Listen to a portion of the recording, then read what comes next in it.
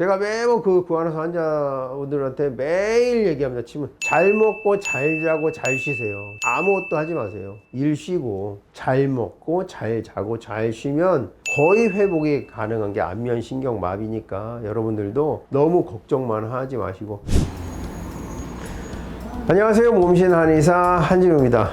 구안화사라고 안면신경마비를 이제 구안화사라고 합니다. 구안, 입과 눈이, 와사, 삐뚤어진다.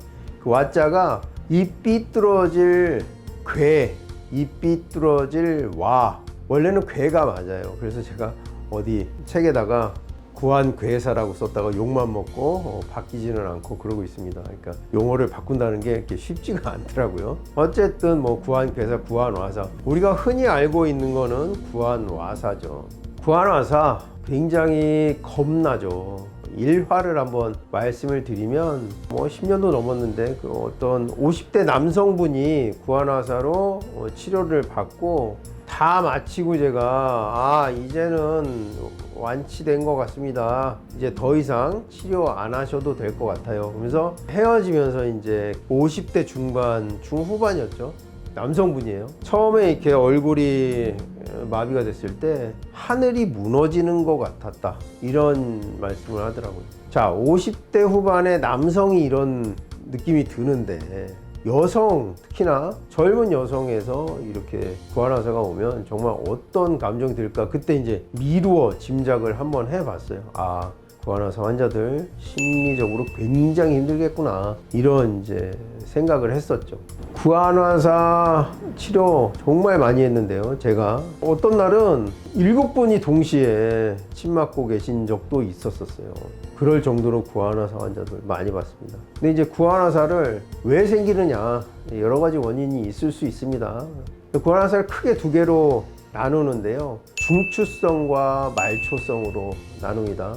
중추성 구안화사에서는 얼굴에 마비만 오냐? 아니죠. 한쪽 팔다리에 마비, 그 다음에 언어장애, 이런 다른 중풍 질환 증상들이 같이 나타나게 되죠. 그럴 때는 이제 중추성 구안화사, 중추성 안면신경 마비라고 이렇게 판단을 할 수가 있는 거죠. 다른 증상들을 통해서 얼굴만 오는 게 아니고요. 자, 중추성을 제외하면 이제 나머지는 말초성 안면신경 마비가 되죠. 말초성이라는 거는 이제 하위신경, 뇌혈관이 아니라 하위신경에, 안면신경에 마비가 일어나는 건데요. 안면신경의 마비는 주로는 이 유양돌기염, 이 귀 뒤에 볼록 튀어나온 뾰족한 뼈가 있어요. 그 주변에서 이제 안면신경이 나뉘어 가는데 여기에 이제 염증이 생깁니다. 유양돌기염. 뭐 때문에 생기냐? 우리 몸에 있던 수도 바이러스가 우리 몸이 약해졌을 때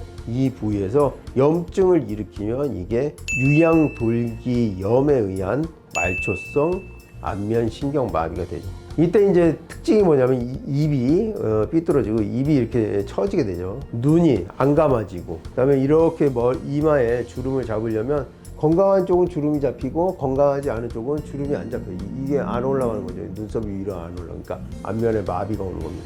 마비가 오면 어떻게 되냐? 건강한 쪽으로 이렇게 딸려가요. 입이 이렇게 따라 돌아갑니다. 왜냐면 원래는 양쪽의 균형 똑같은 힘으로 이렇게 당기고 있는데, 안면의 근육이, 안면근이 당기고 있는데 병이 생긴 쪽은 힘이 빠져버려, 마비가 되니까. 그리고 건강한 쪽은 당기고, 그래서 이쪽을 이렇게 돌아가게 되죠. 그래서 어떤 분들 와서 여기가 고장난 것 같다고 그러는데 실제로는 딸려간 쪽, 밀려간 쪽이 이제 이 중심에서 멀어지는 쪽이 환측이 되는 거죠. 아픈 쪽. 근데 이 말초성 구안화사도 한 1단계, 6단계까지 이렇게 좀 나눌 수가 있어요. 어떤 증상들이 있냐면 미각이 손실되는가, 그러니까 맛을 좀 한쪽 혀에서 덜 느낀다든지, 타액 분비 저하, 침이 덜 나와서 입이 마른다든지, 또 한 가지는 이제 청각 과민, 소리 굽쇠 있어요. 그걸 양쪽 테스트 했을 때 그쪽이 더 크게 들리냐, 환측이 아픈 쪽이 더 소리가 크게 들리고 거슬리게 들려요. 그러니까 처음에 예를 들었던 50대 후반 남성분이 노래방을 운영을 했었어요. 근데 이상하게 그쪽 귀가 더 음악 소리가 거슬리더라는 거예요. 그래서 그게 시작이었던 것 같습니다. 청각과민이라는 증상이 있으니까.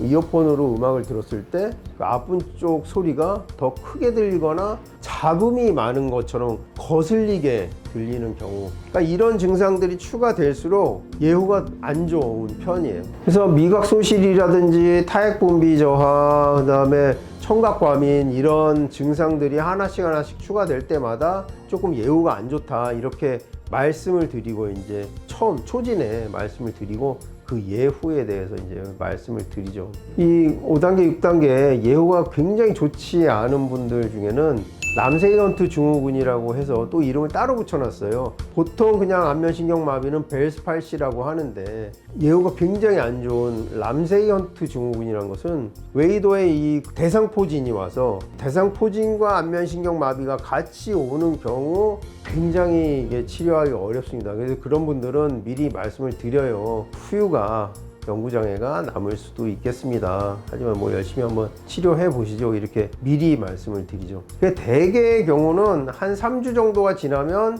차도가 보이기 시작합니다. 왜냐면 이 염증이 시작되고 나서 그 완전 발현될 때까지가 한 2주 정도 시간이 걸리거든요. 그러니까 얼굴이 돌아갔다고 해서 바로 치료 회복기로 들어가는 게 아니라 돌아가고 한 2주 정도 계속 활동기에 있을 수 있으니까 이때는 호전 반응을 보기가 좀 어렵죠.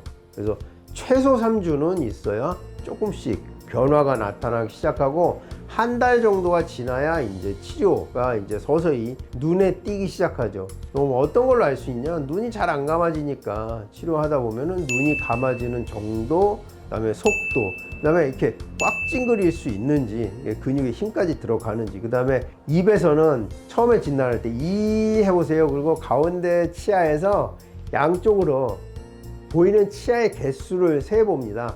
처음에는 이렇게 입이 이렇게 돌아가기 때문에 앞에서 보이는 치아가 하나나 두 개밖에 안 보여요. 근데 점점 치료할수록 이 해보세요. 뭐 이 뒤까지 양쪽이 똑같이 보이는 걸 가지고 이제 호전 정도를 체크하게 되죠. 두 가지죠. 눈이 감기는지, 그다음에 오 했을 때 이 동그라미가 원을 이루는지 찌그러지는지, 그걸 보게 되고요. 그다음에 또 한 가지는 바람 테스트라고 해서 입에 이렇게 바람을 넣어 봅니다. 그리고 양 볼을 제가 눌러보죠.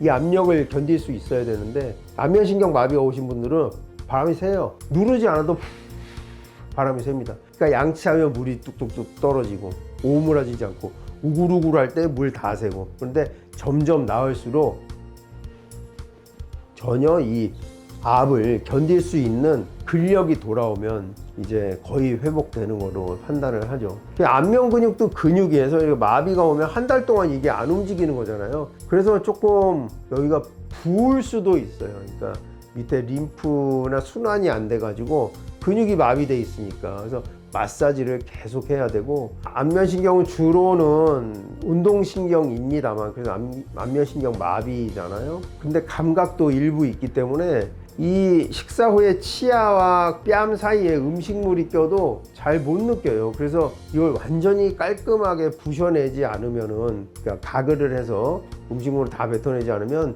치아 질환이 또 올 수가 있습니다.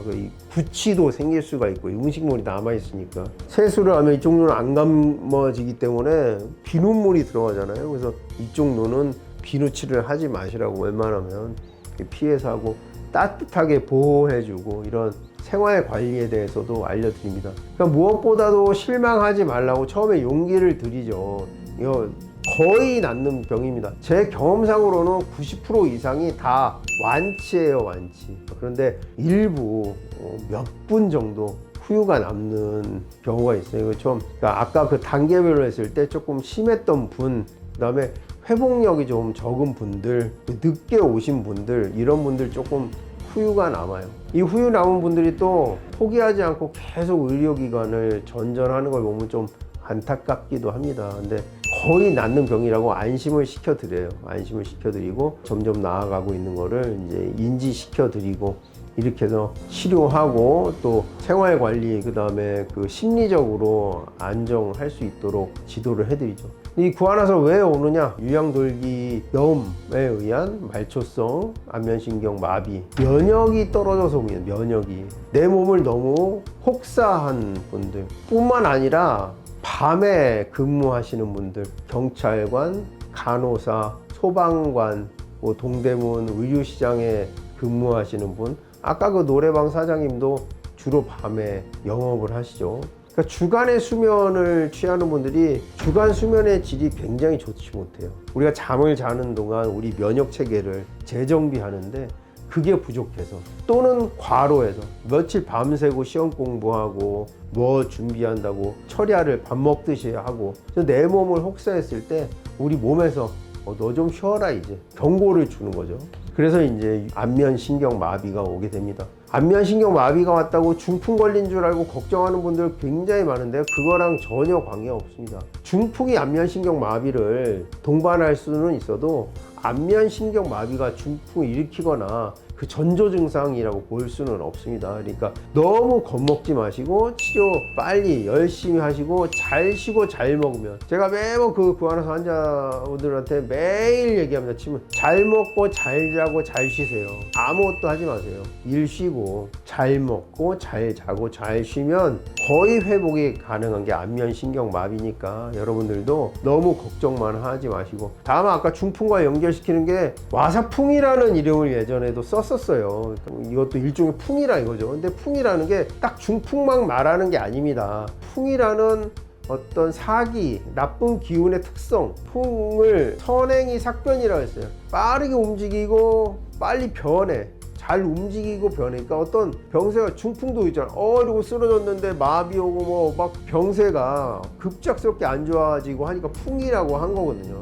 그러니까 풍이라는 그 사기의 특성이 선행이 삭변, 잘 돌아다니고 자꾸 바뀐다. 중풍 맞으면 어때요? 기절하고 뭐 팔다리 마비 오고 말 안 나오고 막 이런 막 병세가 딱 단계별로 막 일어나잖아요. 그런 것처럼 와사풍도 얼굴이 돌아가는 이런 급격한 변화, 그래서 풍 맞았다고는 하는데, 우리가 알고 있는 뇌혈관 질환인 중풍과는 완전히 다른 일이니까, 아까 중추성 안면신경 마비가 있다고 했죠. 그건 그냥 중풍이에요. 중풍 때문에 안면신경 마비가 일어난 거지, 내가 안면신경 마비가 일어났다고 해서 곧 중풍이 올 것처럼 이렇게 겁먹지는 마시라, 이렇게 말씀을 드릴 수 있겠습니다. 자, 그래서 안면신경 마비 안 오게 하려면 어떻게 해야 되냐? 절대 무리하시면 안 돼요. 내면역이 떨어지면 오는 거기 때문에. 그 다음에 잠을 잘 자야 합니다. 밤새서 뭐 하지 마시고요. 내가 3교대 근무 이런 걸 해야 된다 그럴 때는 주간 수면의 질을 높이는 암막 커튼을 취하고 조용한 환경에서 잠을 이루는 이런 방법, 그 다음에